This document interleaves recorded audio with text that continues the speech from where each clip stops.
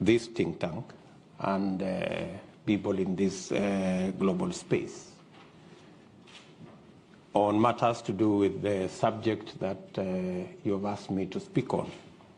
Elections in Kenya, challenges and opportunities for shared prosperity. I was here about 3.5 years, 3 years and a few months and a bit. Our ability to make sure that our election is free, is fair, and is peaceful.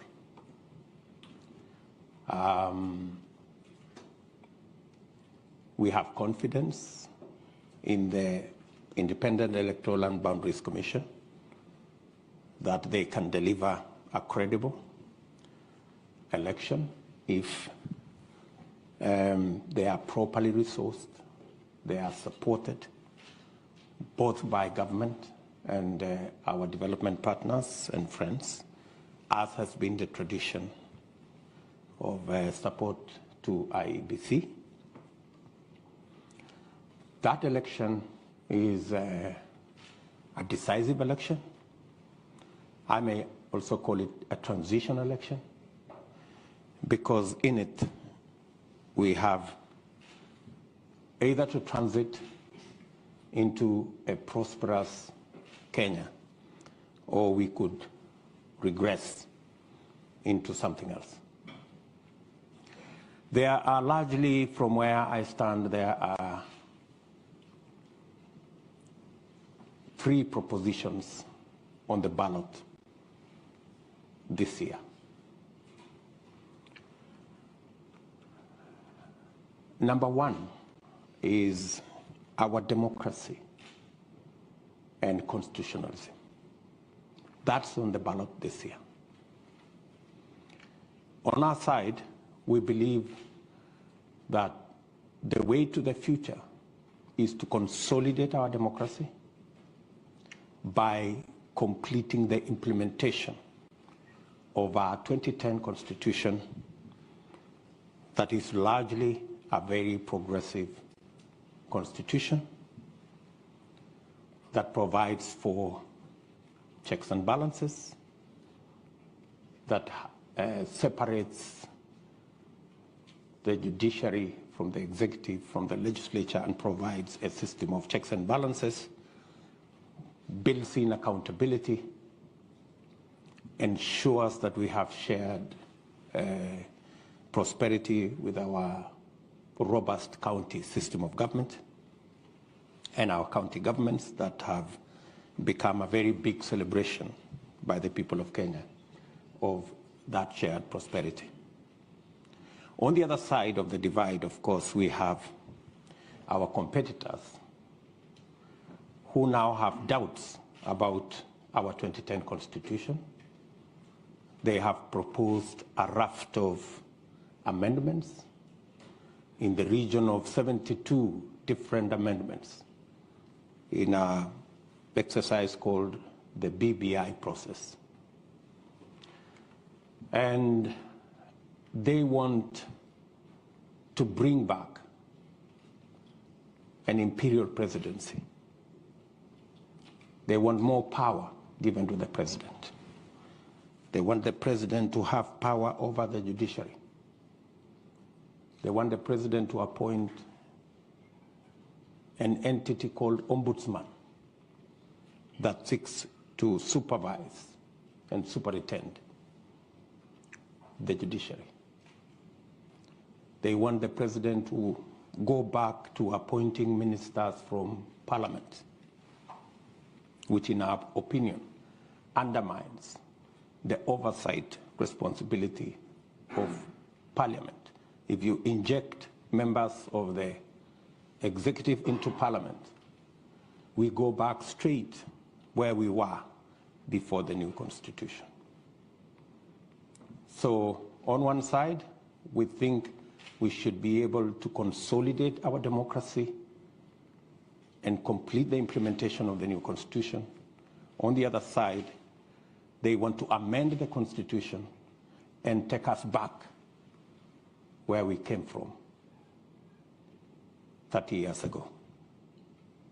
The second item on the ballot is our political culture. We believe that our focus should be building institutions, institutionalizing our governance, institutionalizing our politics, institutionalizing our accountability, and institutionalizing all the oversight responsibilities and our progress. What do I mean by this? On one side, we believe we must build our politics around political parties. We've painstakingly been part of building national political parties. I was a member of KANU when KANU was a national political party. I was a member of ODM when we built it as a national political party. I participated in building Jubilee as a national political party. Today, we have built the largest, most popular political party, the United Democratic Alliance, and we have built the largest, most popular political formation with our partners in NC and partners in Fort Kenya under the Kenya Kwanza Alliance. On the other side, many believe that politics should be built around personalities and personality outfits. The question I often am asked is, how will you succeed in your presidential campaign unless you have the support of Uhuru Kenyatta or the next guy or the next guy, oblivious of the fact that we have built the largest political party to many people. And that's the culture we need to deal with, is that the institution of a political party, they don't see the value of it, they see the personalities. And that's why the contest in this election is, on one side, we have the team that I belong to, the team that I lead. We believe that this contest should be framed around a national political party and a national political movement rather than on personalities and individuals. Number one, we believe that we should build our politics around an accountable executive and an accountable government with clear demarcations of the opposition and the government. Our competitors on the other side seem to have blurred lines between what is government and what is the opposition. The result which you see today in Kenya, there is no government and there is no opposition. Today in Kenya, you have a mongrel of a governance system. You don't know whether it is the government that is in the opposition or the opposition is the one that is in government. Today, the leader of the opposition is a project of the system and the deep state of government. And unfortunately, the leader of what is supposed to be the ruling party is actually a squatter, or is it a refugee in the opposition party. So we have quite a situation. And it's because of that that we believe we must not build our politics around individuals. We must build our politics around institutions. If we had built our even engagements around political parties, we wouldn't have ended in the situation that Kenya is in today, where we have opposition members chairing government committees. We have the leader of government being the foremost supporter of the leader of opposition.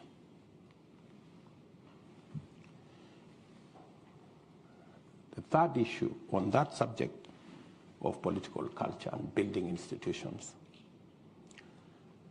Today, anywhere in Kenya, people will tell you the fight, apart from the oversight responsibility of the opposition over government being compromised because of the lack of institutionalization of our governance. Today, anybody in Kenya will tell you the fight against corruption is laced largely with political persuasion. If you have challenges of having stolen from the public, you only need to be a friend. You only need to profess that you support the handshake and you support the BBI, and you will have no consequences. It is our belief that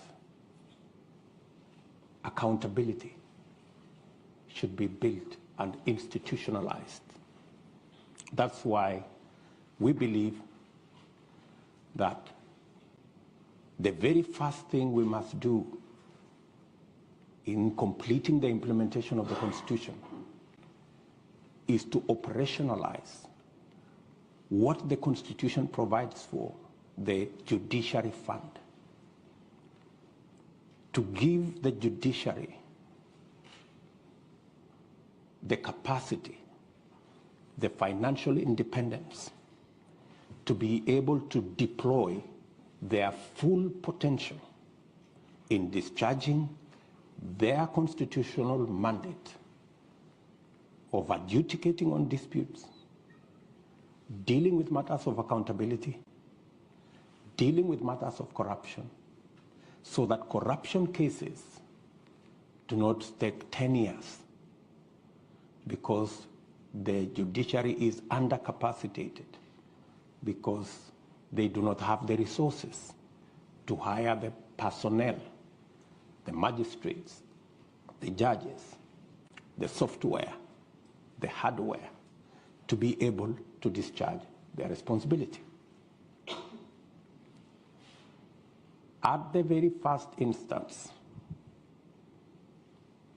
it's our commitment that we must operationalize the judiciary fund and get the judiciary to do independently what they are supposed to do. The second item is the entire criminal justice system, from the DCI to the Inspector General and all the investigative authorities in between, must also be given what the Constitution says, their financial independence.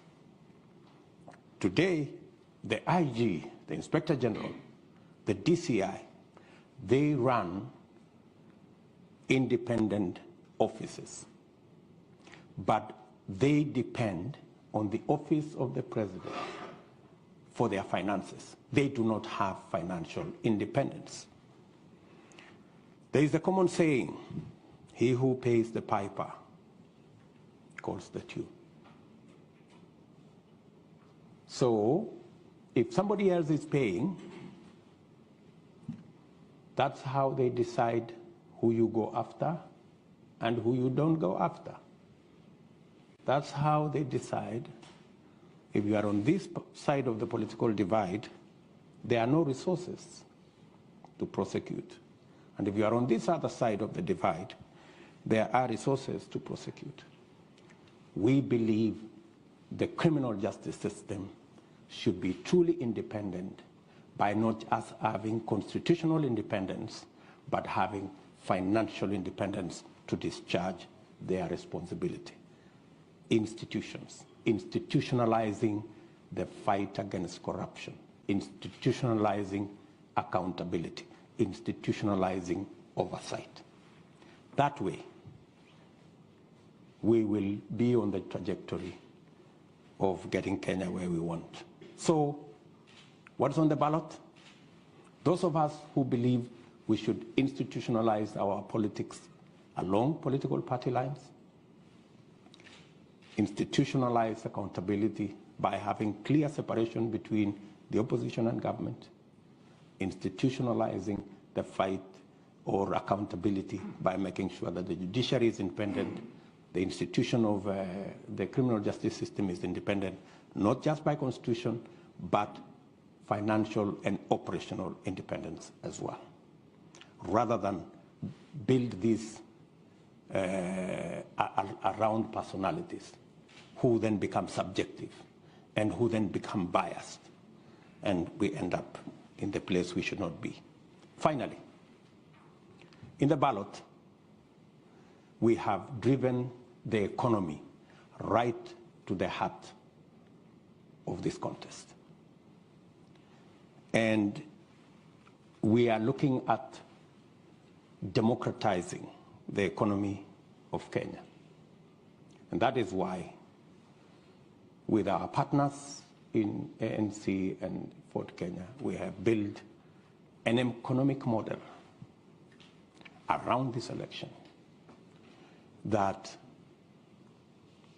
gives us opportunity to expand and make sure that our economic model is inclusive. Make sure that the millions of our citizens who are today locked out of the economic cycle because they have no jobs, 4 million of our young people out of school, out of college, out of university, have no jobs, and it's not going to be business as usual. How are we going to do it differently? We're going to deliberately, and I could give examples later, deliberately invest in areas that are labor intensive, that create jobs, so that we can deal with the challenge of unemployment and create inclusivity. Number two, 80% of all our business is in the space of micro, small, and medium enterprise. We believe to create economic inclusion, this category, who suffer 3 challenges. They do not have legislation to protect their business. They have challenges in the environment in which they operate. And when I say in the environment in which they operate, even huge corporates in Kenya will tell you they have a wall of licenses, 10 licenses, 15 licenses that they have to suffer before they can get their business up and running. And finally, and this is especially for the micro and small enterprises, is the whole challenge of access to credit. It is really the elephant in that space. Let me give you an example. Because of the challenge of access to credit, we have a huge problem of predatory lenders. And because of predatory lenders, today, 15 million Kenyans are blacklisted on Credit Reference Bureau. 15 million Kenyans blacklisted is actually half our working population. That tells you there is a serious problem of access to credit. Many of these micro enterprises, research shows that many of them pay as high as $1,000 per year to access credit. Some 2,000%, while corporates access credit at 10%. The micro and small enterprises access credit all the way to 1,000%. It's reasonably. These are enterprises that end up making $1, $2, maybe $3 on a good day. And with just access to credit, reasonable credit, affordable credit, you can actually increase their income from $2, $3 to $6, $7. You can double their income just by making sure that we access credit. It's a challenge that we have, and it's a challenge we must deal with. Inclusivity again. And this is about the economy. And finally, we have to do something about the biggest sector that drives our economy. The meeting is being live streamed, and a number of other people are watching online because of COVID situation. But I want to thank you once again for inviting me to this very historic institution, where great ideas are openly discussed and contested among thought leaders, global statesmen, policymakers, and academics. I come here at a special time in my own political life. Just last week, I was nominated by the Azimio la Umoja, Kenya's largest political movement, as his candidate for the President of the Republic of Kenya. It is an honor and privilege for me to be entrusted with the opportunity, if Kenyans so decide, on August 9th this year, to lead my country at a time of great suffering in the world. And that is why discussions such as these in a forum as important as this could not have come at a better time. So thank you once again. The world is going through very uncertain times. Notwithstanding the COVID-19 pandemic, we are currently faced with a crisis in Ukraine that is sending thousands of people into neighboring European countries as refugees. The Ukraine crisis, like the COVID-19, is a global phenomenon. The United Nations needs to urgently take leadership in finding a solution through diplomacy and dialogue already initiated in recent discussions in the Security Council.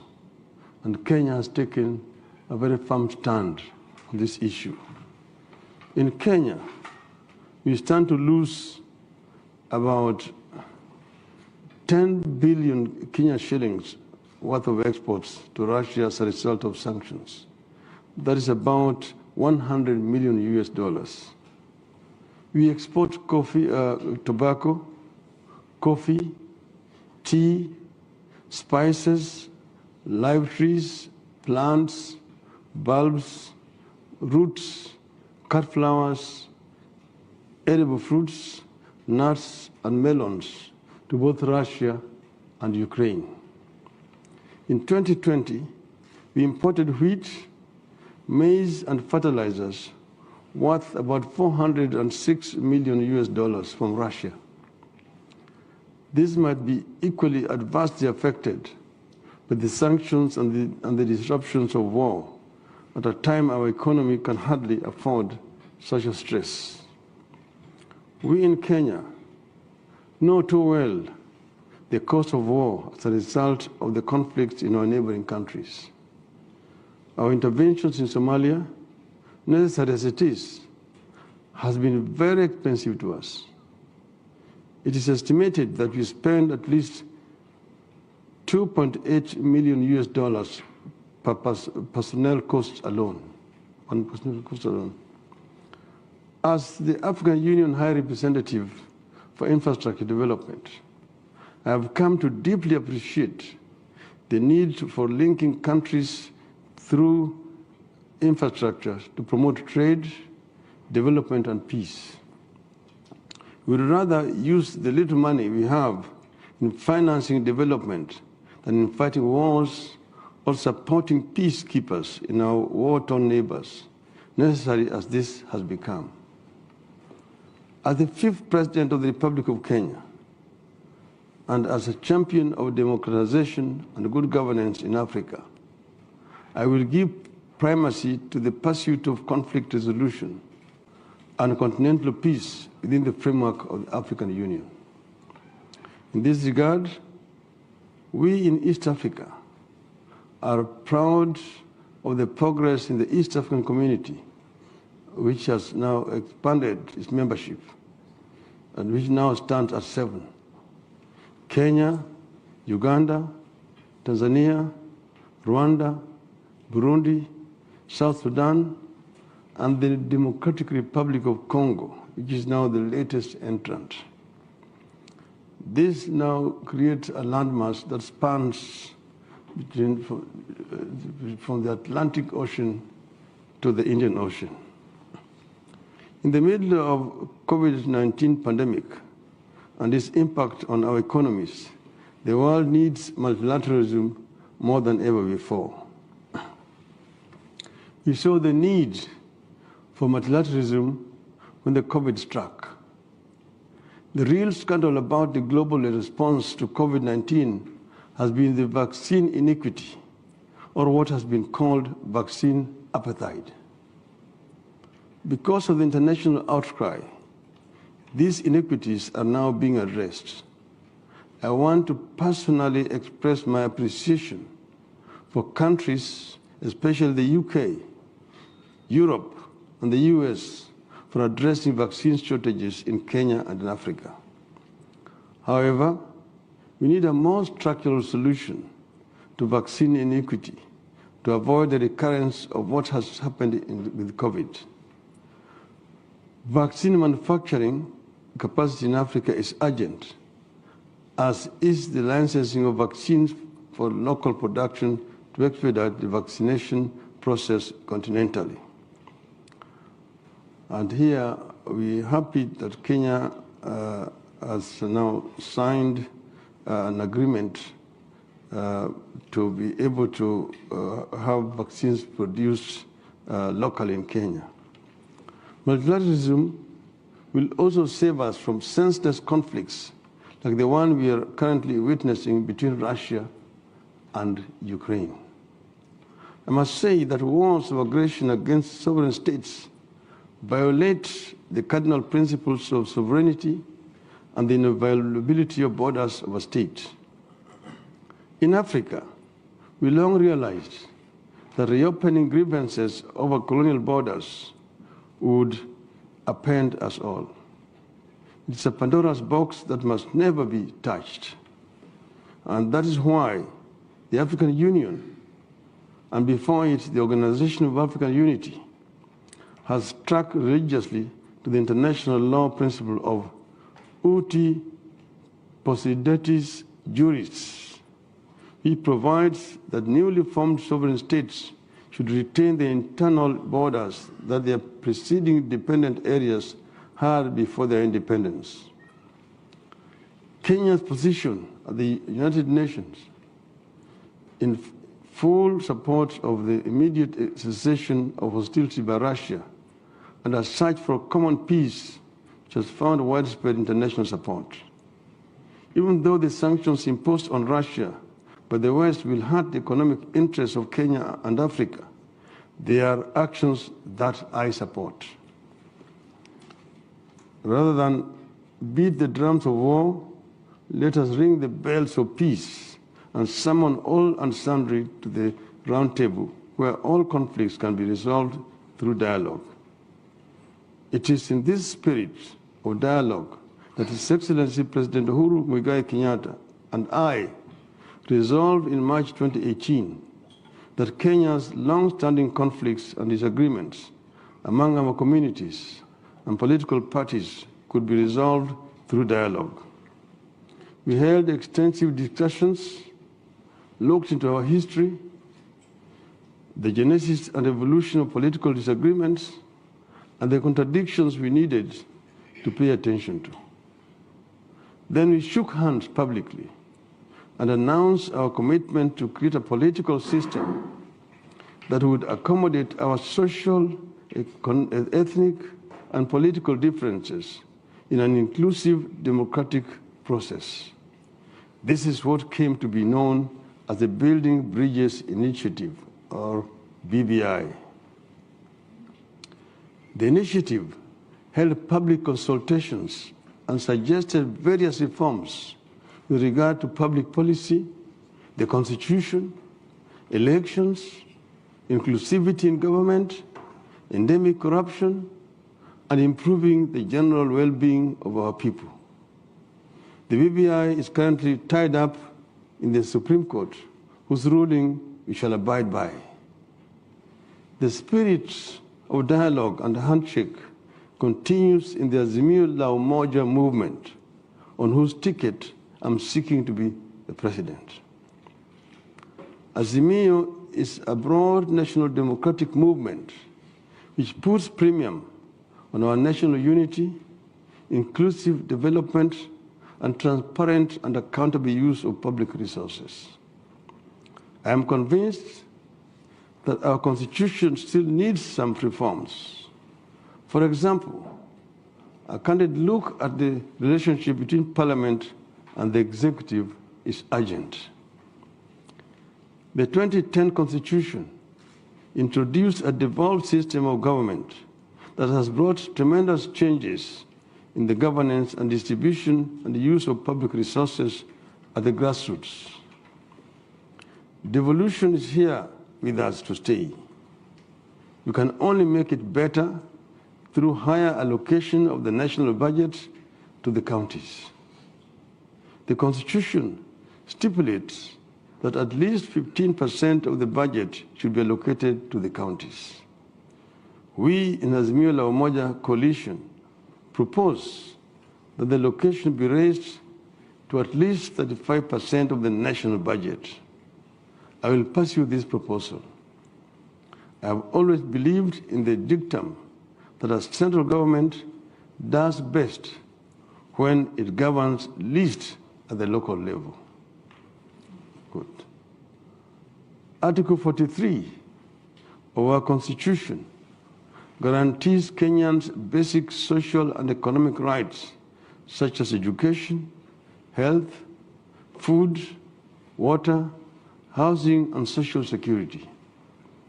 I will purpose to implement this very important article. The COVID-19 pandemic has left our economy struggling. I intend to radically shift focus to supporting the micro, small, and medium enterprises and give them resources for scaling up and fill gaps emerging from the pandemic. I also plan to provide a supportive regulatory framework, including providing linkages with the formal and private sector and public sector so that the micro, small, and medium enterprises can thrive. I plan to increase the agricultural productivity by providing inputs to smallholders in addition to farm subsidies to farmers to enable us to produce for consumption and export. In the long term, I plan for the Azimio to prioritize an industrialization policy that is export-minded and that allows the private sector to drive the export agenda. I will support the private sector to lead a shift from exporting raw materials and agricultural produce and venture into industrial manufacturing with eyes on the international market.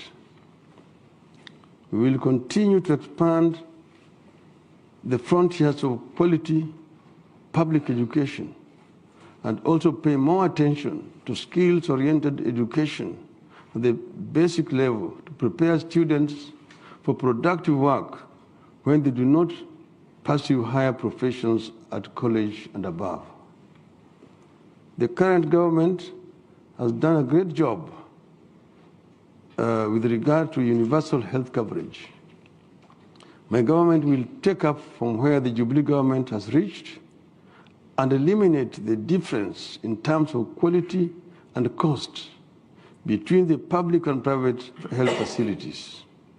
Universal access must be universal access in word and in deed. I intend to improve health knowledge and awareness among our people so that family, community, and preventive health care are part of our healthcare infrastructure. I also intend to establish an institute for biotechnology and genetic engineering in Kenya so as to enhance our domestic capacity to develop vaccines and pharmaceuticals. Social protection will be central in the delivery of social services to the poor and indigents under my government. I told our citizens that our major reason, I hope that one major reason that I hope to be their leader is to help lift the extreme poor and vulnerable families so that they can access the basics and later support themselves. We will also mount serious war on corruption and unveil fundamental reforms to the structure of our economy. Much has been said about Kenya's indebtedness. Kenya is now approaching US $100 billion in public debt. This puts Kenya in the group of the most indebted, debt-stressed middle and lower income developing countries, now being forced into IMF credit and IMF supervised austerity programs. Such austerity programs are usually implemented in the sole interest of satisfying the debt repayment at the expense of people's livelihoods. You have no choice in the matter.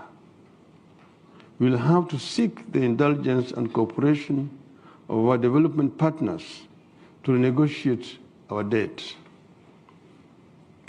I will also audit our debt to establish its actual size. We acknowledge that even our troubles with the debt are in the part caused by corruption, kleptocracy, and a state capture. We will mount a serious war on corruption.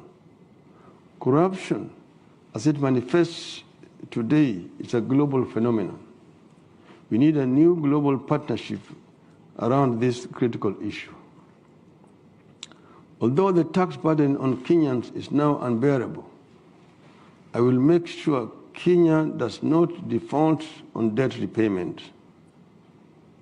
In future, we will strive to borrow at a favorable interest rate, negotiate repayment periods that are not stressful, and invest in enterprises that give good social and economic returns.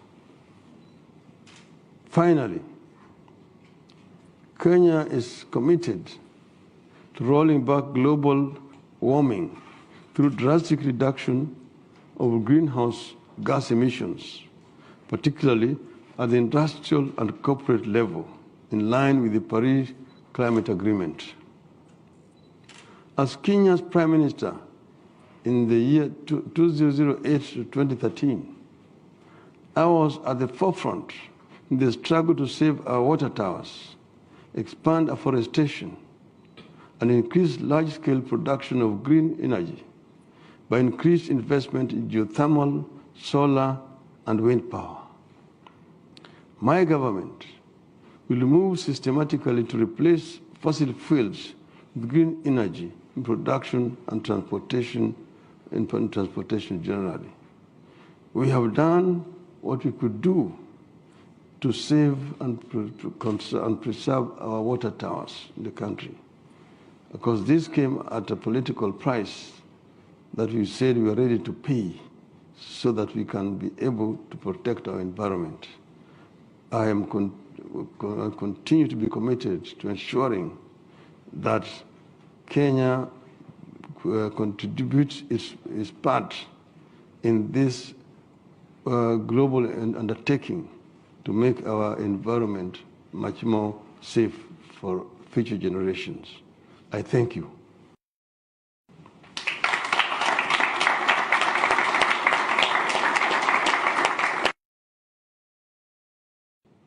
25% of our GDP is contributed to by agriculture. 50% of our GDP, agriculture, plus all the linkages. So it's not possible to discuss the economy of our country without discussing agriculture.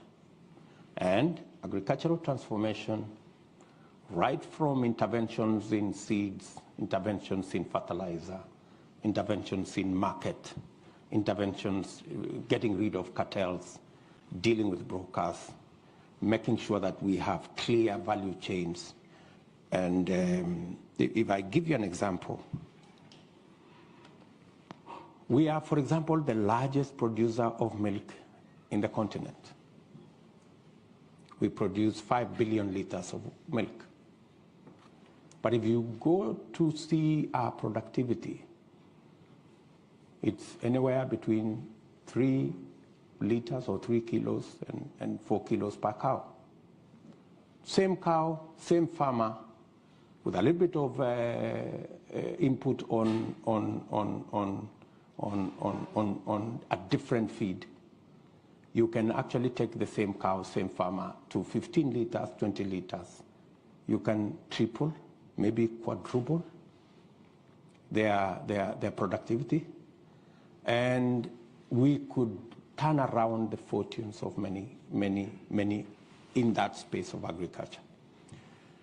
We import 180 billion shillings worth of food items into Kenya, when we have a huge farming community that can actually produce. 12 million households in Kenya are in the category that majority end up being net importers of food, yet they are farmers. We need to build the capacity, increase the productivity of these people who are already in the farms so that they can produce enough for them to eat. And with enhanced productivity, they can begin to help us manage the 180 billion import bill by supplying some of it. So that's really the trajectory I would want us to look at. So we have pushed this whole economic discussion into the equation. Our friends on the other side, maybe they will explain to you what I have had them talk about is the old stories, the things that haven't made a difference in Kenya. And so I consider that, as I conclude, I consider that the people of Kenya have a choice that cannot be clearer. And it will determine whether we go forward as a stable, progressive, democratic, constitutional country, or we regress to what we see part of the world going. Maybe we see what's going on in Ukraine, that people are beginning to roll back democracy, go back to more authoritarianism and that kind of thing. And the people of Kenya, in my opinion, their choices are very clear. They will choose wisely, and they will choose the next government that they know can deliver prosperity going into the future and overcome their challenges. Thank you very much.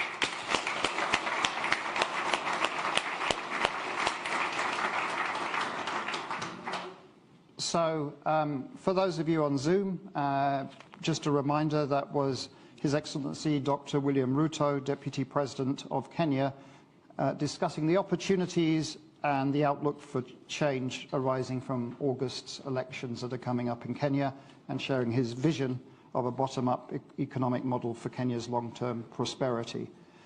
Just a reminder to everybody in this room that this event is the first of a series of events that we're organising at Chatham House on Kenya's 2022 elections and political developments. And next week, we will be advertising shortly. Raila Odinga will be speaking here also.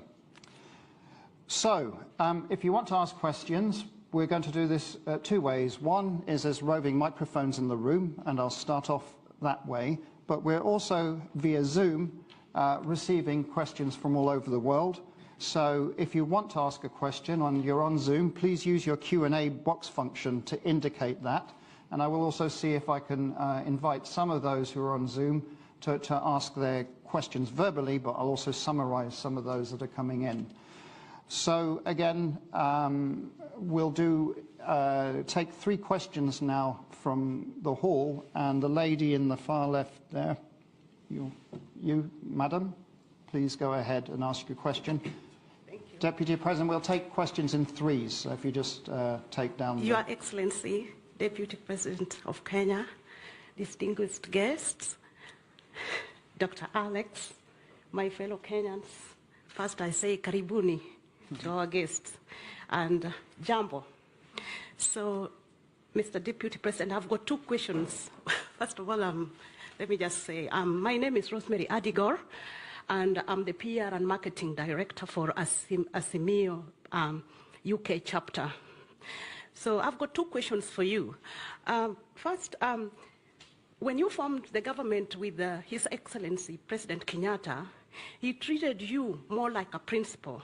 And in that case, you were given some of the most powerful dockets that, as any deputy president, we've never seen that sort of. So that was generosity from his part. But you also played because you also brought the number with you. So it was like this.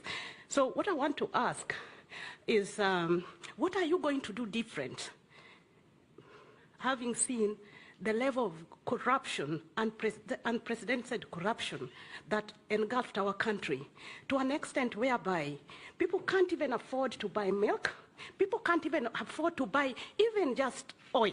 And yet we have people who they are just rolling in lots of money. They can have a car from Monday to Sunday. And Kenyans are starving.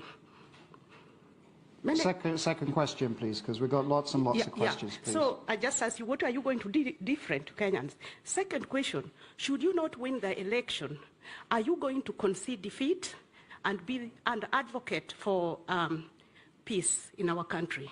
Because we know the story, and we are all eyes open. We are watching. Thank you. So thank you. And lastly, I just No, two. The lady in the middle here, please. Ahmed.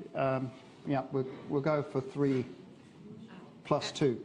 Excellency, Deputy President, thank you for sharing with us your convictions. I am Nashwat Megwar, Head of Political Practice at Concerto Global Public Affairs. I have 2 questions. The first one is a more political one. As we all know, on 9 August, there are many risks for a fair election. So on which tools do you rely to ensure a fair, transparent and inclusive election, and how can the international community support you this way? The second question is more economic. How can the international investors plug to your bottom-up platform vision to create employment and value in Kenya? And how can they become, as you say, true hustlers for Kenya? Thank you very much. And there was one gentleman there, you, sir. Yeah. One question, please, because I want to try and get a diverse number of questions. Ladies and gentlemen, distinguished guest, His Excellency, my name is Lashawn Lethbridge, and my question for you today actually is just, well, the one. Kenya's shared prosperity in the region of East Africa can only happen if Kenya protects its borders, and I'd actually like to hear your thoughts on the internal security of Kenya and its armed forces, and what your thoughts are to have a prosperous Kenya and a safe Kenya.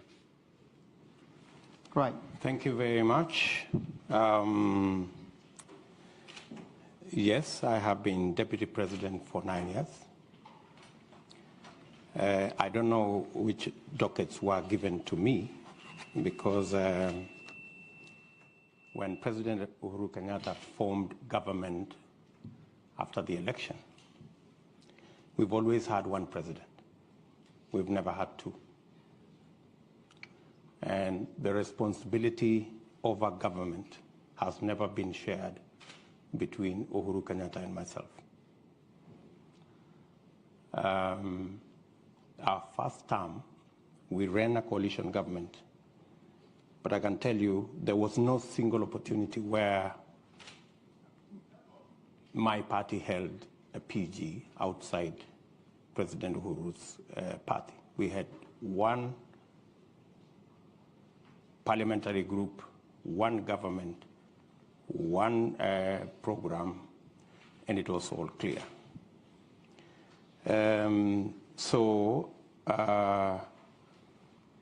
There were no dockets that were given to me. I didn't appoint no minister anywhere. Everybody was appointed by the President of Kenya. And the difference, maybe you could ask, is between our first term and our second term. In our first term, granted, I played my role as deputy president. The president assigned me many responsibilities, which I discharged with distinction from where I sit. And that is why, in our first term, we rolled out our plan to build the standard gauge railway. We have built 700 kilometers. I was part and parcel of the entire delivery plan. We set out to build 10,000 kilometers of tarmac road in Kenya. By June this year, in 3 months or so, we will have actually done 11,000 kilometers. I sat long hours with officials in government to design how that was going to happen. Same case to our TVET program. Same case to all the other programs that we delivered on our first term. And to demonstrate our success, we were re-elected in our second term with twice the margin we had been elected in 2013, clearly demonstrating that the people of Kenya were happy with our delivery. Unfortunately, in our second term, because of the political dynamics that came into play, the president told me that he wanted to do things differently. And he didn't want what had become normal in Kenya, that this was Ruto. He wanted a Uhuru. And I had a discussion, a candid discussion with him. And when he told me that's what he wanted, and he wanted to run this government because he wanted his legacy alone as the fourth president of the Republic of Kenya, I was not fussy about it, because he decided that whatever I did in the first term to coordinate the government programs, work on assignments that would consolidate our plan, he decided that he wanted somebody else to do it. And I didn't complain. So executive order number 1 came into force, establishing a different arrangement in government. And I had no quarrel with it, because that's how the president wanted to deliver on his second term. Unfortunately, the people who the president maybe gave that responsibility failed it, because the whole Big Four plan fell apart. The housing plan never took off. The universal health coverage never took off. The whole space on agricultural transformation faltered. And we didn't see any of that plan. In fact, At some point, it forced the president to change the plan. So we went away from the original plan of Big Four. We ended up with another plan called BBI, changing the constitution, working on all the rest of it, which unfortunately again went up in smoke because it was purely unconstitutional. So how do I do things differently? If we had done things the way we had done in our first term, making sure there are clear lines between the opposition and government so that government can be held to account, so that the opposition can play its role, so that instead of the opposition being lackeys and being brokers and being the ones organizing cartels in government and participating in corruption, they should be providing oversight. You're correct. You know, Kenya is in a worse place today. There is no oversight. The fellows who are supposed to provide oversight in the opposition are the ones driving the scandals from KEMSA to all these. They are the ones participating in the troubles. Coming to my grand lady here. Yes, there are people who are skeptical about whether we will have free, fair elections, and especially peaceful elections. The point of elections being violent for the last 3 elections has largely been the refusal by participants of the election to accept the outcome of the election. That has been the point of departure. I can say with a lot of confidence that the last 2 elections did not have tribal anglings. We largely ran 2 formations, one in NASA, one in Jubilee, that largely represented the face of Kenya on both sides. The only challenge that came is when our competitors refused to accept the outcome of the election, organized demonstrations, swore themselves in, did all manner of things, and drove the country into violence. The undertaking I give as a candidate, and I have done it publicly, is that William Ruto will accept the outcome of the election whichever way it goes.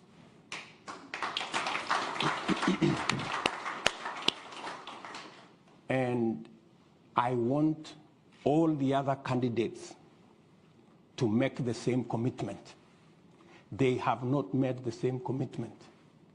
They are dodgy about whether they will accept the outcome of this election. In fact, many on that side, it's in the public domain, have said they will rig the election, right? Many on that side have said to those who care, even if William Ruto wins this election, Uhuru Kenyatta will not hand over power to him. They've said that in public, right? So, what we need is those of us as Kenyan leaders, the Kenyan public, and our friends in the international community to speak to all the candidates so that they can commit in public unequivocally that they will accept the outcome of this election. And I say so, especially the notorious ones who have never accepted the outcome of any election until they commit that if they lose this election, which is most likely going to be the case, that they will accept the outcome of the election. That way, we can guarantee peace after the election by making sure that all the participants do what I have done publicly.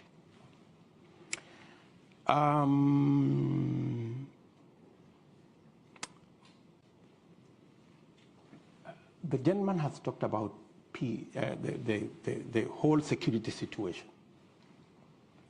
Part of my engagement let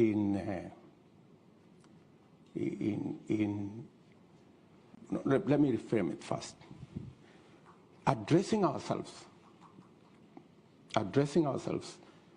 to the inclusive economic model goes a long way in managing the security situation within our country, because many of times the contestations and the conflicts are around resource sharing. The sooner we address ourselves, increase the possibility of our pastoralists, make sure that we enable our pastoralists, enhance their productivity, enhance the productivity of our farming communities, build resilience, and make sure that we using the inclusive economic model, we carry everybody along. We will pacify the country within. And working with our development, with our international partners, and this is the discussion I was having with the State Department, and hopefully I will have that statement with the Minister for Defense and the Minister for Africa tomorrow here in the UK, is on how we can build on the partnership that exists at the moment to deal with violent extremism, and to deal with the challenge of terrorism, and to deal with the issues that are cross-border. How we can build that alliance around AMISOM, around the partnership we have to secure not just Kenya, but to secure the region, so that we can make it available for investors and for partners to work with us in the progress of our country.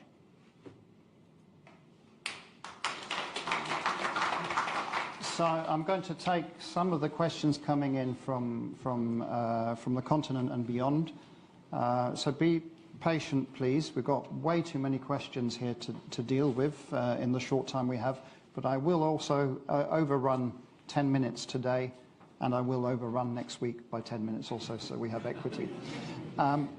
So first of all, we've got Mutone Mwajere from Nairobi. If we can, if you'd like to ask your question live, please go ahead. Mutone. Are you there? Hi, this is Mavani. Yeah, I'm here. Can you hear me? Yeah, please go ahead. We can hear you. This is Mavani Wanyaki. I had several questions, but I will respect Alex and ask one. How do you reconcile your stance as a defender of the Constitution today with the fact that you mobilized the no vote in the constitutional referendum of 2010? Thank you. Thank you, Mutoni. We also have a program here called our Common Futures Conversations, and so our next two questions will be from young members of that project. For your information, Deputy President, the Common Futures Conversations project at Chatham House is a centenary initiative. We celebrated our centenary in 2019 that uses a bespoke online platform to provide space for young people in Africa and Europe to share perspectives on key global issues and engage in policy makers. We've received many questions from them, and we've chosen two to ask their questions live to you.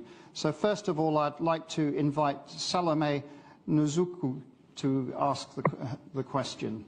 Salome, please go ahead. Thank you for the opportunity to ask this question. My name is Salome Nzuki. I am a founding member of the Common Futures Conversations community and also a Chatham House Youth Advisory panelist. Currently, I work at the Ministry of Foreign Affairs here in Kenya. Excellency Deputy President, how will you tackle violence against women, safeguard women's rights, and promote gender equality if elected as the 5th President of Kenya? Thank you. Thank you very much. And then the second question is from Daniel Orogo.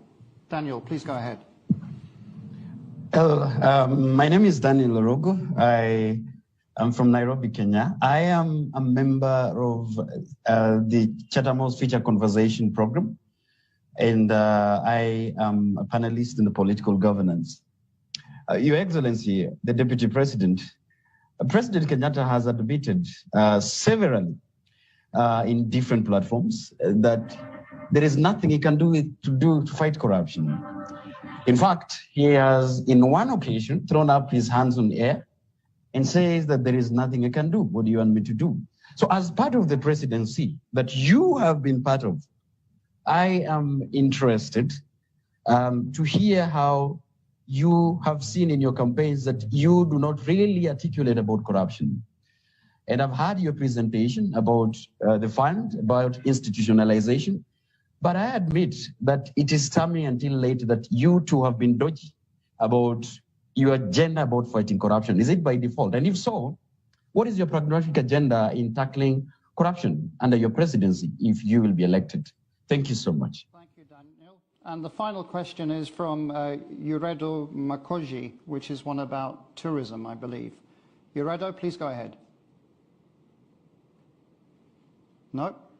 No, Uredo? Okay, maybe you answer those questions. Okay, maybe let me start with Wanyeki. Let me tell Wanyeki, I am a Democrat.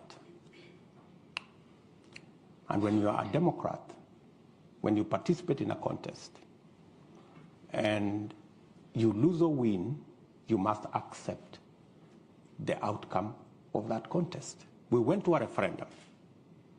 Yes, I mobilized the no vote because I had misgivings about sections, not the whole constitution, sections of that constitution. But when the people of Kenya decided that this is the constitution they want to have, as a Democrat, I had to accept that this now is our document. And I have every right to defend the current constitution because it is the constitution of the Republic of Kenya, and I am a Kenyan. It is a paradox that William Ruto, who had misgivings about sections of the constitution, today is the defender of the constitution against the people who pushed for the adoption of the constitution, who today have become the biggest enemies of the same constitution. They want to mutilate the same constitution. And it has to take William Ruto to defend the constitution of Kenya. Isn't it an irony? I think the people on the other side have more questions to answer than I do. Salome. I quite agree with Salome that we must be even. We are the losers when we exclude women from the leadership of our nation. We have seen the value of women leaders. We have seen the contributions that they make.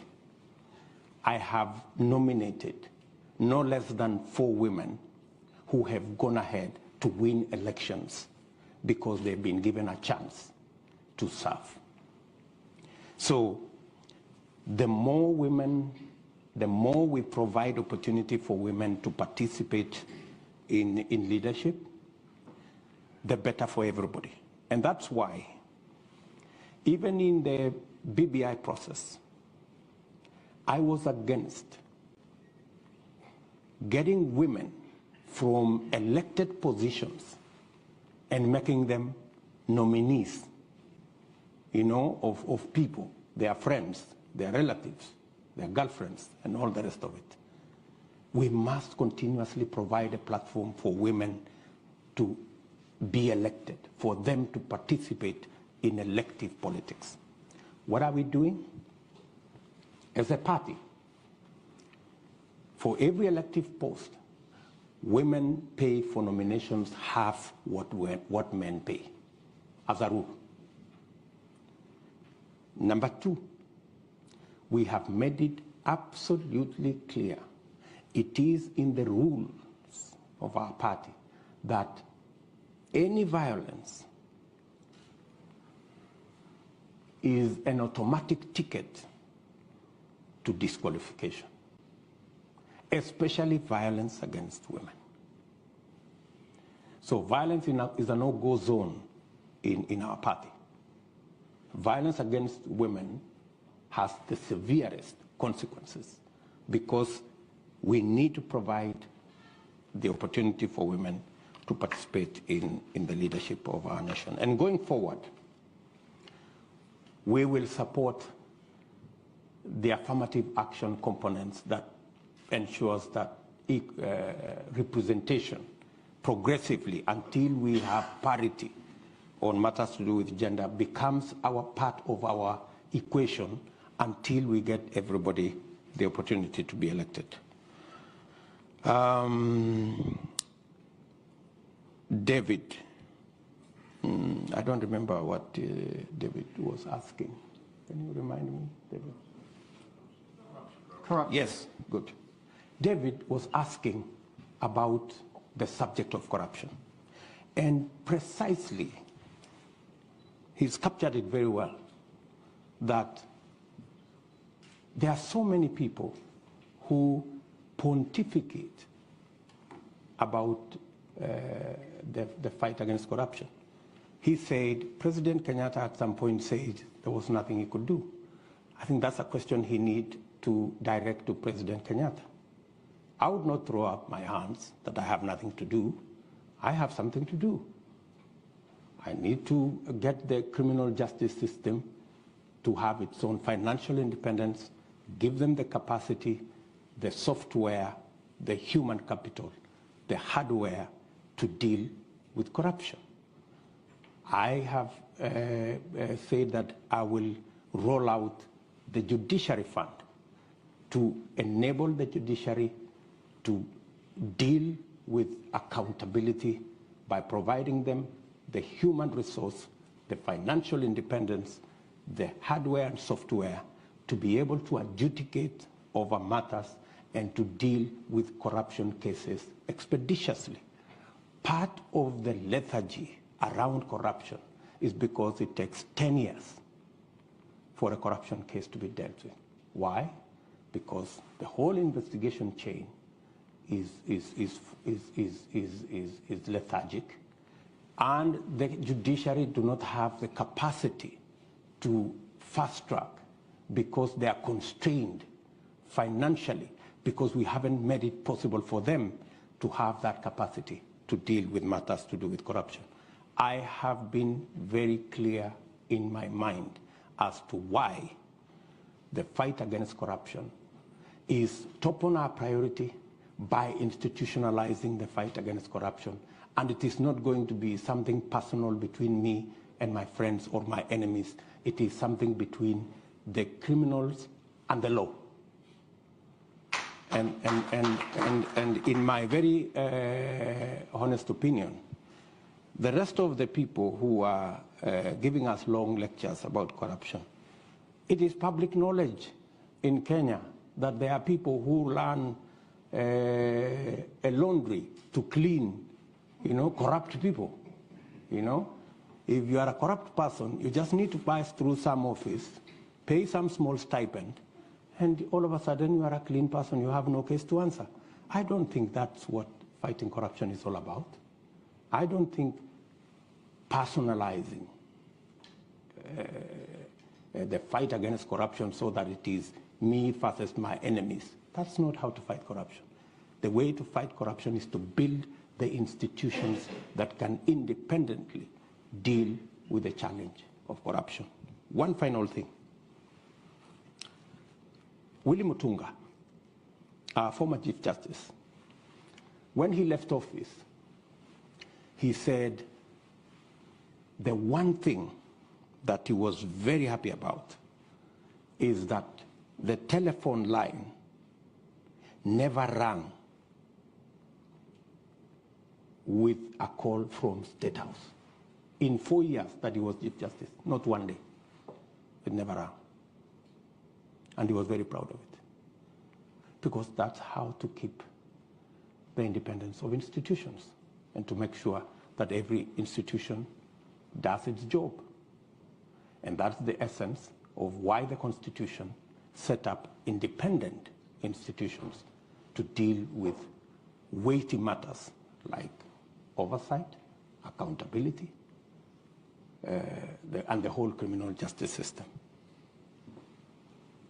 Okay, too many hands for the time we've got.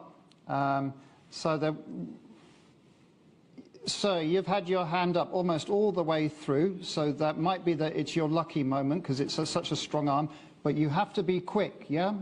Just one question sharp. Please go ahead. Thank you. The Deputy President, my question to you, and this is to be fair to your competitors, it's not that they don't have an agenda. They have a very potent agenda. And to quote Abraham Lincoln, when America was at the point of dissolution, made a very great speech about a house divided against itself cannot stand. And as a man of faith, are you saying the unity call by your competitors is not worthy, seeing that Kenya has been divided since independence and the presidency has been circulating amongst two tribes, and the unity call and the marginalization of Kenyans is not an agenda? You're saying it's an old story? I really want to hear what you would respond to that. Thank you. Thank you very much. The lady in the middle just here. Yes, please. It's coming. Yep. Your opportunity. Thank you very much. My name is Karen Juguna. I am a midwife here in the UK. I trained and practice here. And my question is around health. Women's health and sexual reproductive health is an issue that's close to my heart. So I would like to ask, what are the plans for your government to tackle the high maternal mortality rate in Kenya? As you know, Africa as a whole, we contribute to 2/3 of maternal death in the world. And Kenya has its fair share. And also to ask what your opinion is in terms of legalizing abortion, which is one of the highest contributors of maternal mortality, and how we can evolve these conversations that are very emotive and also very driven by our faith. But as a profession, putting my professional hat on, I think that we need to have this discussion. Women need to have choice and also look at ways in how we can prevent women from dying from preventable causes. I know there's a lot of work that has been done by the Beyond Zero campaign, and it would be interesting to see how you can, what are your plans in terms of building on that and ensuring that no woman should die from preventable causes in childbirth. Thank you very much. And then the last question, and here's the gentleman there with the blue checkered top. Yeah, you, sir. Good afternoon. My name's Joseph Muchibi. Ladies and gentlemen, Your Excellency, welcome to London. First question. One question, please. We've got no more time than that. One. Okay. Painstakingly has been a dominant word that you've used in explaining your role in political parties. Again, painstakingly, you formed the UDA. Political parties, ideally, are supposed to be the forum upon which public participation is effected for real politics to make sense. I feel for you, and I really feel let down because of how Jubilee tumbled. Because I had a lot of hope, expectation that Kenya was going to have a binary political competition point where ideas were going to be about Jubilee and NASA. That down the drain. back to the tribal fiefdoms that are being created. Now the question is, you are on record as having formed or led the United Republican Party, URP. You stand on that podium and acclaim yourself a Democrat. So there is the Republican and the Democrat you. So now, Republican basically comes from republic, we the people. Democrat is about majority, minority having their say, having their way. Very clear definitions. I like to be very clear with how I define my questions and how I frame my issues. Now, the problem in Kenya is, or as it is, the parties as we have them are operating at the behest of the political leaders, briefcase parties, owners of parties. People do not have, because recently in one of the NDCs, a list came and names were mentioned and the question was put to the floor, yes, nays, yes have their day, elections. Really? So now what commitment do we have from you that the party you're forming, the UDA, will be about elections and not people serving at your behest? Then Mr. Sorry, Your Excellency. sorry, that's enough. We don't have any more time. No way. Yeah, okay. Deputy President, I've just got a few cluster of questions here which I'm just going to summarize. Why don't I answer these ones first and then you Okay, and then we'll have that. So go ahead, okay. And then we'll do one final round. We can meet later. My good brother, I didn't get his name at the back, says, am I dismissing the calls of unity? By no means, no, I'm not dismissing the calls of unity. I just want a bit of honesty and decency around those calls. When we went and we were told that we were having the handshake and it was about the unity of the country, it never turned out that it was a conspiracy. It wasn't genuine. You know, what happened? There was no unity. There was no building bridge. There was nothing. What happened? The handshake destroyed Jubilee, the ruling party. The handshake destroyed NASA, the opposition coalition. The handshake destroyed our Big Four plan. We couldn't implement it. The handshake destroyed government as we knew it.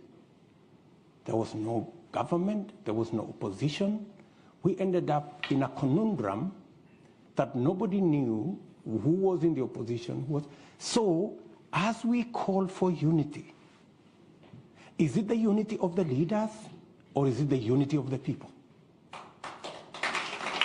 It is way different, because there is a push by our competitors that the unity they understand is that if you have 3, 4, 5 leaders from their communities deciding to work together, that is unity, and every Kenyan should be satisfied with it.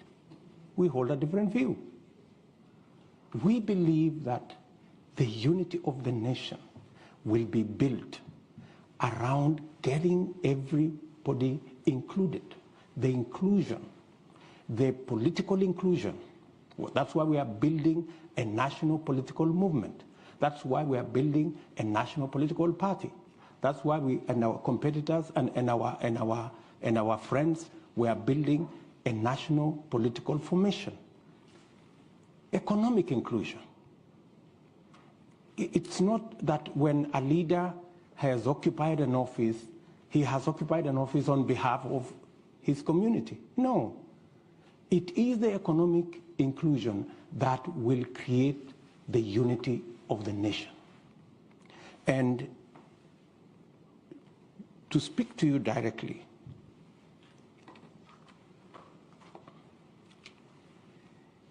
if you want to tell us today that you want us to believe you, that you are genuine about the unity of the country, you know? And you have just come from your commitment. You said, this is my commitment, this is my word as a leader. You've walked away from it. In fact, I consider the so-called unity, you know, people running away from their commitments, people running away from what they have committed to other leaders. And if you can lie, if you can cheat, if you can betray a fellow leader, what will you do to the people of Kenya? Huh? So, I mean, really, we have to be honest about this thing, you know, and that's we must speak candidly as Kenyans to these issues. Let's not gloss over big words, or, you know, unity of the country, the second liberation, Mandela moment. No, I mean, this is all nonsense. I'm sorry. I mean, we really must speak to the real issues that bring people together. Health. Health is a very big issue. In fact, it's just that he squeezed time out of me. That's one thing that is at the heart of this conversation.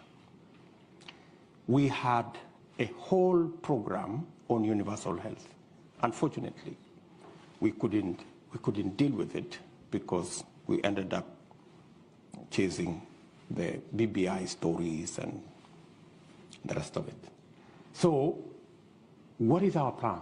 We managed this year, in fact, three months ago, we managed to pass the changes to the law to make it possible for us to re-engineer the whole health space and make it possible for us to get to universal health coverage that carries with it your concerns on how women access health and how the citizens of Kenya access health. We now have the law that will give us a graduated contribution mechanism where people earning 6 figures like myself can pay more, and the people down the pyramid can pay less.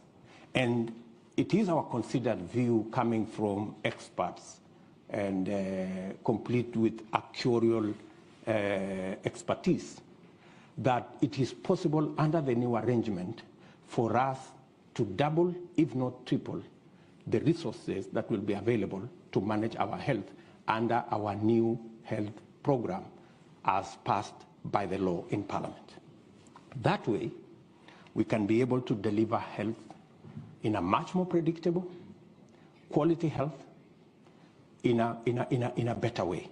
And with it, you know, when we came into office in 2013, okay, I remember, I think it was in 2015, we then said that government of Kenya will pay through National Hospital Insurance Fund for every mother who gives birth.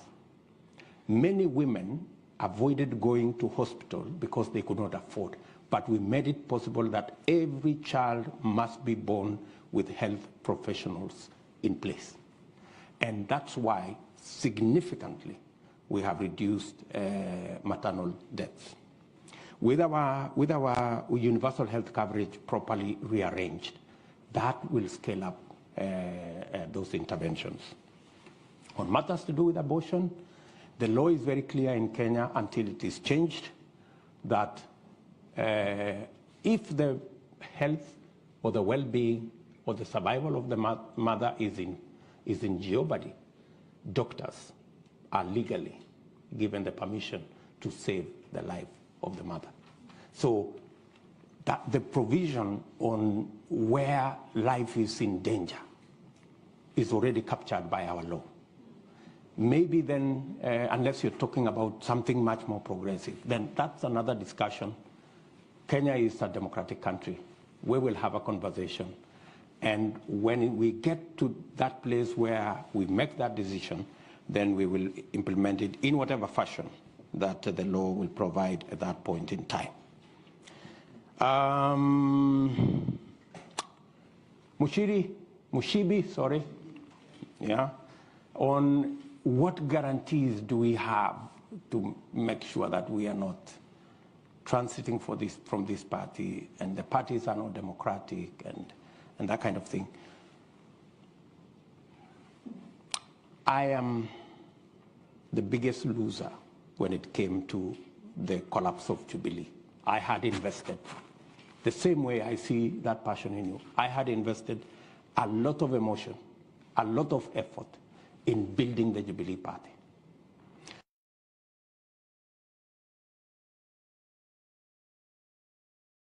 So the hand's already going up. Just a reminder to those of you that are live streaming with us, if you're on Zoom, you can indicate that you want to ask a question. Either send your question in, and we'll also try and unmute a few of you to give you that opportunity to ask the question live.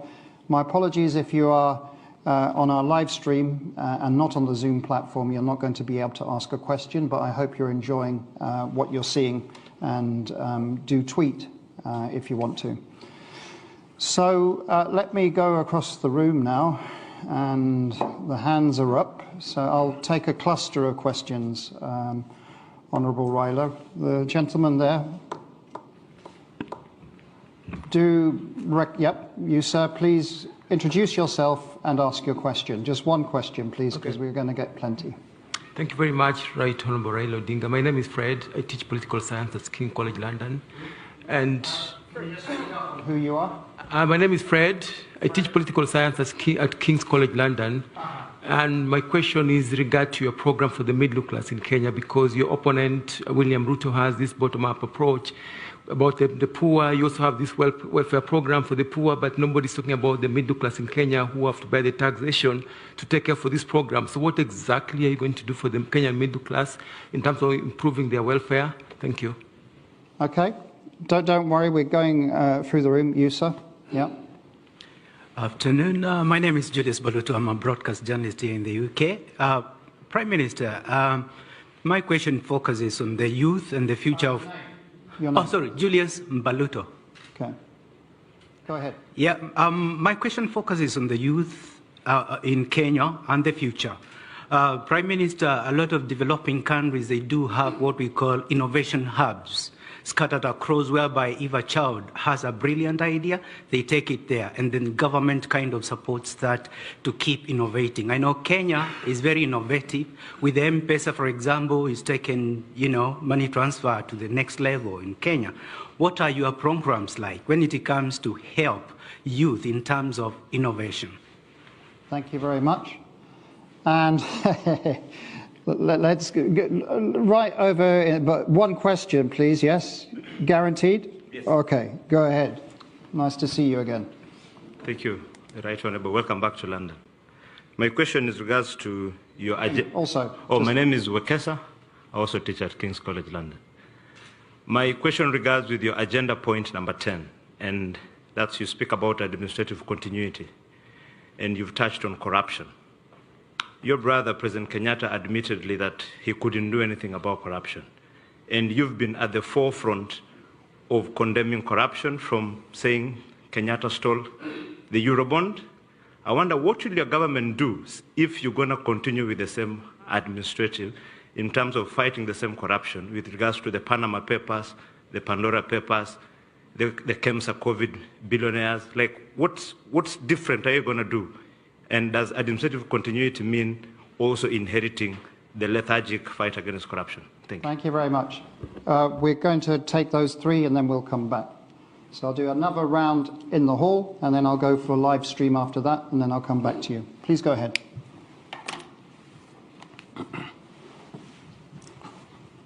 This one is about, Fred talked about the plans that you have for the middle class.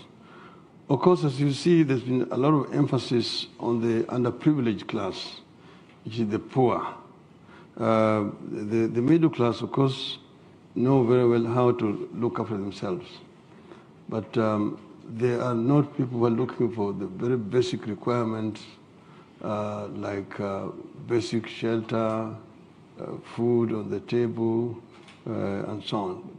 Middle class are looking for example, affordable housing in terms of shelter. They're looking for good schools for their children, which is affordable, the lowering cost of living generally, ensuring that food is basically available and reasonable. The cost of energy, which is affecting the middle class. Those are things that we intend to address, making sure that the transport system is working in urban environment, and also basically urban transport is working properly. I mentioned the cost of energy and so on. So those are issues that we are actually addressing in our manifesto comprehensively, which will ensure that the middle class grows. We want to grow the middle class. What we have said is that you don't deprive those who have in order to empower the poor. And like the emphasis has been made in what they call the bottoms-up approach. We are saying that we create a conducive environment for upward social mobility to allow as many people coming to rise up and join the middle class and even the upper classes. This is what we're intending to do. The youth innovation, yes, our youth are very vibrant and very creative indeed. You just mentioned the example of the M-Pesa. We are the ones who invented the mobile money, which we've given to the world. Unfortunately, the inventor himself did not really benefit from the product of his work. We've said that you need to be able to protect intellectual property of the youth. They make inventions, they are protected so that they can be able to benefit from what comes out of their work. That itself will create a lot of incentives to promote the youth to be more creative in inventions in our country. Okay. This is, intellectual property. See, Mr. Wekesa, I've said yes, that we will continue the positive work that have been done by the government of President Uhuru Kenyatta. I've never said that we are going to inherit the negative things. There are certain negative things that Uhuru himself has actually admitted. He said that, for example, the government loses close to 2 billion shillings daily into corruption. He is, of course, felt very much unable to deal with it. The reason is because he's got a divided government. Is being undermined from within his own government by his deputy, who is basically an opposition inside the government. And therefore, any fight against corruption is politicized. If anybody is investigated by investigative authorities and is arrested or charged, there's always the cry that, oh, so-and-so is being targeted because he's my supporter. So-and-so is being because he's my supporter. So they cannot really fight against this corruption internally because of internal contradictions within the Jubilee government itself. I do not have that kind of baggage myself. I'm coming in there with clean hands, and people know me. Remember when I was Prime Minister, as a time when I actually suspended 2 ministers because of investigations which had been carried out and pointed to those ministers. Unfortunately, because of, at that time, the internal divisions in the government, they were saved by my partner at that time. But we say that nobody will be indispensable in the government. And if you want to really carry out a successful war against corruption, then you just begin yourself. If any member of your family is caught in this, you must ensure that action is taken against them. I give an example of Kagame, whose own brother was arrested and imprisoned, and he would go to visit his brother in prison and just tell him, sorry, but this is where you belong. You know, if you take those kind of actions, then people will begin to know that it is not business as usual. It must be business as usual to dealing with this hydra-headed animal called corruption. And there will be a determination to do it. But it is not only in the field of public servants and so on. In the whole criminal justice system, investigative authorities themselves sometimes need to be investigated. Prosecutorial authorities who refuse to prosecute once evidence has been compiled by those who are investigating, then you find that the Directorate of Criminal Investigation, prosecution refuse to actually prosecute, take them to court. The third is the end of it, till end, the judiciary. People have been charged. Once they're taken to court, you've got a battery of all these lawyers baying in the court, oh, these people are basically innocent until proved guilty through a due process, and make it impossible even for the judiciary to work. But those are corrupt judiciary. Give bail or bond, and then the cases are never listed for hearing. Years on, cases which were taken to court at the beginning of the life of this regime in 2018 have not been heard up to today. So a corrupt judiciary is also responsible for what we're doing. So it's not only the members of the public generally, but we will ensure that we do a cleaning exercise from the police officers through the prosecution authorities and to the judiciary to ensure that our system works properly in the interest of our people. Thank you. Okay. So we'll go over here. Is it you, Fergus? Yeah, Yep. So, yep. Mark, go ahead. Yep. Please introduce yourself. Some people won't know who you are. Mark Malloch-Brown, former Africa Minister and President of the Open Society Foundations. Honourable Raila, it probably won't surprise you that I'm going to ask about how you ensure there is an honest election. Having been with you as Africa Minister in 2008 when we feel you were cheated at the right outcome, having seen the dismal conduct of the last election in terms of the vote count, how will you ensure when you're running against a well-funded, ruthless partner, how will you make sure that the honest election takes place, which allows the candidate with the most votes to win? Thank you very much.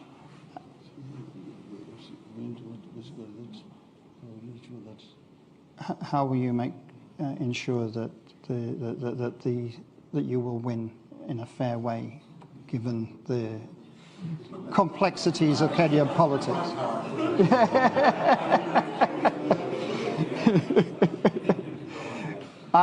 We've had so many questions on this particular issue. Both my WhatsApp and the computer's full of them. There is another question tied to this also, Honourable Raila, which came up last week with Mr. Ruto, who said he would accept an election result. So the question to you is, will you accept an election result in Kenya? Let's go here, this gentleman right in the front. Yeah, thank you very much. My name is Moses Langat. I work at Kew Gardens and also teach at the University of Surrey in Guildford. Can you just speak up a bit, please? Yeah. Yeah, so my name is Moses Langat, and I work at Kew Gardens and also teach at the University of Surrey in Guildford. My question is around the handshake. The Right Honourable Prime Minister has said that he dialogued with the President and they shook hands. We know what happened in Kenya. That meant that the opposition collapsed. Members of the Parliament from the opposition took positions in the ruling government. Literally, we ended up with another government of national unity. So my question to the Prime Minister is, are we expecting another handshake in 2023? Will there be a third government of national unity? And by extension, what are you teaching, or what is Kenya teaching opposition leaders in Africa? Thank you. Okay. And the final one is the lady there. Please go ahead. It's been gentlemen up to now, so absolutely your turn. Thank you. My name is Karen Juguna. I am a midwife here in the UK. I trained and practiced here. Yeah. My question is around maternal health.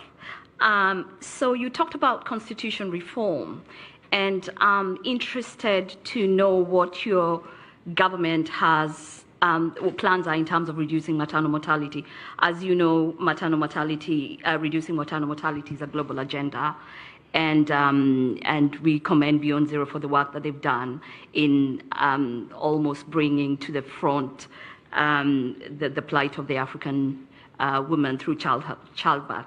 So, and we know that at the moment in Kenya, unsafe abortion contributes to 35% of maternal mortality. So I'm interested to find out how you will build on the work that has been done by Beyond Zero, but in particular, do you have any reforms in terms of having policies, looking at the policies around abortion? They're very much pro-life at the moment, but I think that we cannot address maternal mortality in Kenya without addressing unsafe abortions and the complications that come from that. There you go. Plenty of questions. Yes,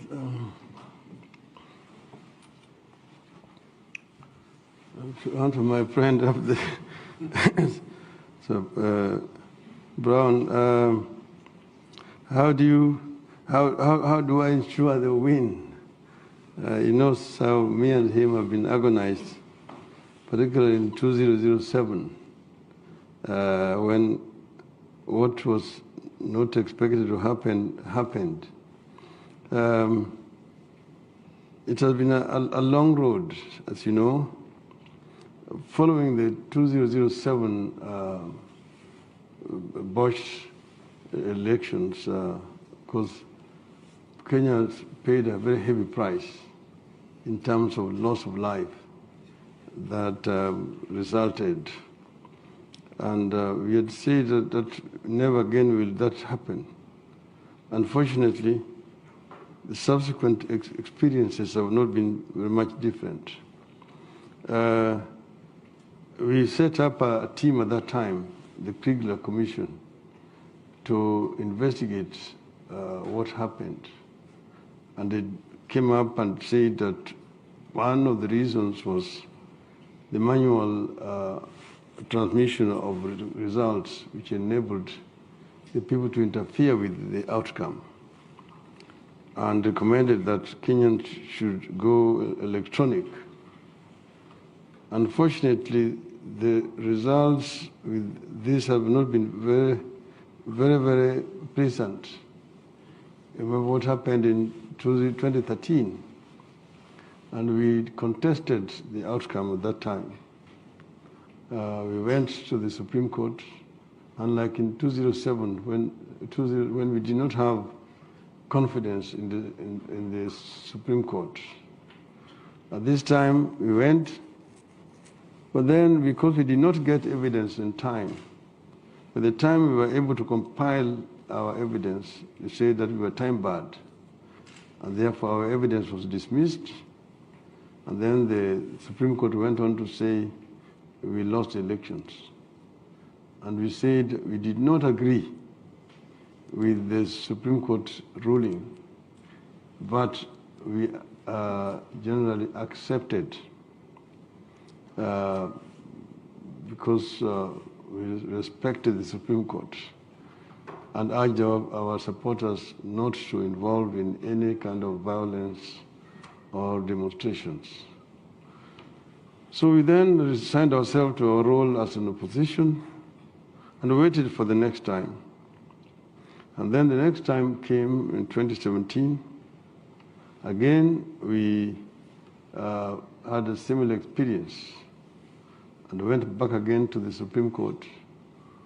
This time the Supreme Court agreed with us and nullified the presidential elections. Unfortunately, the Electoral Commission was not able to guarantee that the repeat elections are going to be different from the other ones. That's why we boycotted the repeat elections that time.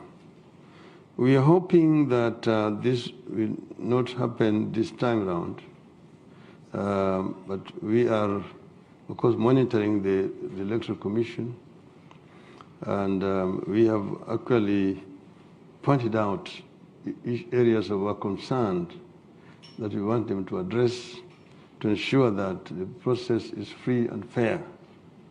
And we have actually said that if this is free and fair and we win or we lose fairly, we will accept the result either way, so long as it's free and fair. Then Moses is talking about that the handshake basically destroyed the opposition. I just wanted to be understood properly that the handshake came as a result of the crisis that was in the country at that time. The Supreme Court had nullified the elections. We had demanded that the playing field be leveled before we participated. That was not done. In the end, of course, we called for a boycott of the repeat, and the turnout was, of course, very, very low. But then they went on to now swear the president on its own, which angered our people. We called for boycotts of certain products in the country. We also called for positive action, that is demonstrations, peaceful demonstrations, which were taking place on a weekly basis. This, of course, was causing clashes between our supporters and the police, and a lot of lives were being lost. There was a time when we went to a place called Ligindogo with 38 coffins of victims of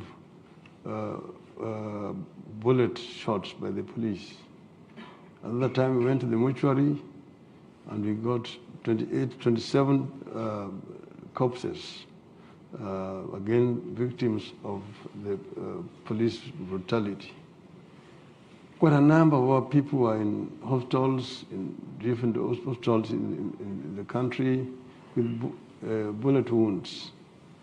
So it was causing a lot of losses of lives, pain, and also to the economy because the demonstrations were basically disrupting the business. Now some of our people have said we basically declare our sovereignty and run our affairs. In the midst of this, because people, we had accessed the real results of the elections, we did the swearing in. And so now you are the president and the people's president. And people said, let us now take all the portraits of President Kenyatta in all the public buildings, in our strongholds, keep them somewhere, touch them, and declare our sovereignty and begin to collect taxes and run our affairs. On the other hand, the supporters of Mr. Kenyatta went and told him what Mr. Odinga has done is treason. Let's arrest him, charge him with treason, take him to committee, and hang him so that peace comes back to the country. Both ways, Mr. Kenyatta refused, and I also refused. It is under those circumstances that we agreed to meet and to dialogue. And it took a very long time until we basically agreed that Kenya was bigger and more important than both of us.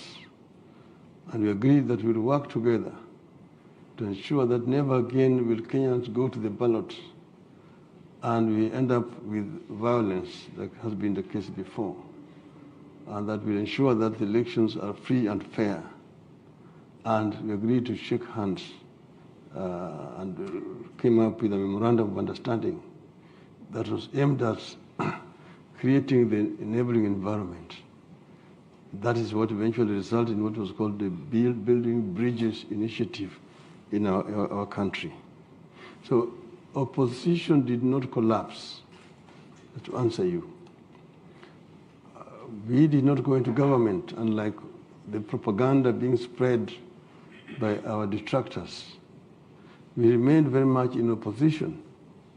Our party in parliament was doing what is done in this country, what you call Her Majesty's loyal opposition, where you do not just propose for the sake of opposing, but oppose and also offer a constructive alternative as to what you're opposing. This is what has been happening in Kenya. There have been fallacious theories that, oh, you've got opposition in government and government in opposition. Nothing could be further from the truth, because that so-called government in opposition is living in officialdom. The deputy president, when he came to this country and the United States, he spent over $1 million US dollars in taxpayers' money to bring that entourage out here. He's traveling with government security.